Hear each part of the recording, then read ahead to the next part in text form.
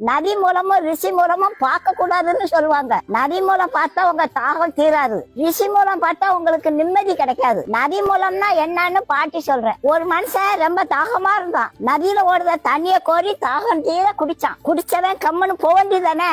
இந்த நதி எங்க இருந்து வருதுன்னு அதை பாக்குறதுக்கு போனான். அந்த நதி ஓடி வர வழியெல்லாம் அசுத்தமா இருந்தது.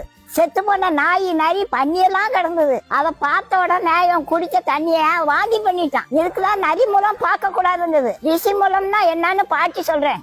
ஒரு ரிஷிட்ட போய் என்ன ஆசீர்வாதம் பண்ணுங்க சாமின்னு சொன்னா ஆசீர்வாதம் பண்ணுவாரு. ஆசீர்வாதம் உங்களுக்கு வருதோ இல்லையா அதை விடுங்க, உங்க நம்பிக்கை கொஞ்சம் நிம்மதியா இருக்கும். சரி, இந்த ரிஷி எப்படி பிறந்தாரு எப்படி வாழ்ந்தாருன்னு ஆராய்ச்சி பண்ண கூடாது. அதை ஆராய்ச்சி பண்ணணும்னா உங்களால சகித்து கொள்ள முடியாது. அது அவ்வளவு மோசமா இருக்குங்க.